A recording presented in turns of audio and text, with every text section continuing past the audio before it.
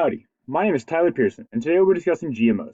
Other members of this group include Emily Campbell, Gus Olivares, Leandra Flores, Presley Pence, Riley Reynolds, and Victoria Ponce.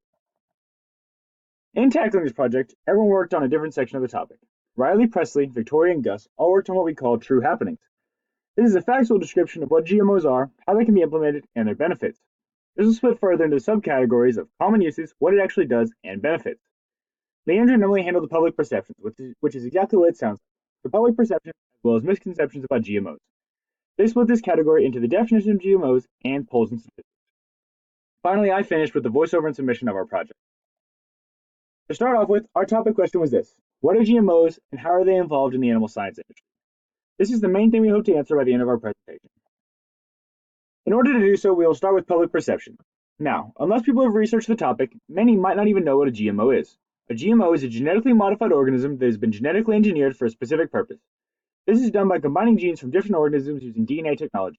Now, while the scientific community has a consensus on the benefits of GMOs and their safety, more on that later, the public has a different perspective. 48% of Americans say that GM foods are no different to other foods. Despite this, 39% say that GM foods are worse for your health, and inversely, 10% say that they are better.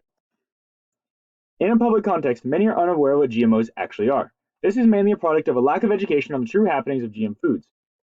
To the left, we have a poll in which a variety of people from different levels of education were approached and asked to surmise GMOs and what they do. The levels of answers aren't really split to a large degree by education level, meaning that the public could use more exposure to GMOs across the board. Next, we have two charts that illustrate public feelings about GMOs as well as its relative level of education on them. You may notice that just over 64% of people polled hadn't done enough research to make an informed opinion. This could be part of the reason that 53% of people polled also want their GM food products labeled separately. Our final graph shows how widespread the adoption of GM foods has become. This is mainly because of all the benefits of GM foods, including boosts to health and efficiency, which also helps to make GMO food products cheaper. Next, we have our section on the facts of GMOs. GMOs have a variety of benefits. These include health benefits and increased efficiency, which comes partially as a result of pest and herbicide resistance, spoilage prevention, and environmental toughness. GMOs also benefit the medical field.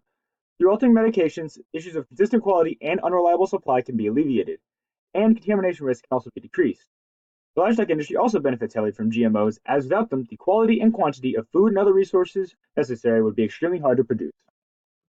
Continuing with our true happenings, as previously stated, GMOs greatly increase efficiency. This can be the key to feeding a growing population.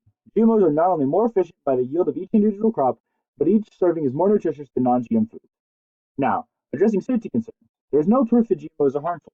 In fact, the inverse is true, meaning that food security is better with GM foods than the non-genetically modified counterparts. The increased efficiency of GM foods also stems from lower crop losses due to resistance to weeds and pests. This, combined with other factors, leads to less farmland being needed, less deforestation, and less greenhouse gas emissions. This, on top of the benefits to the nutrition content, makes GM foods a significant asset to those supplying our food. The rest of our presentation includes a summary of the popular perspective of the individual sources used by our group. This is followed by the same for our scientific peer-reviewed articles, and finally by our bibliography.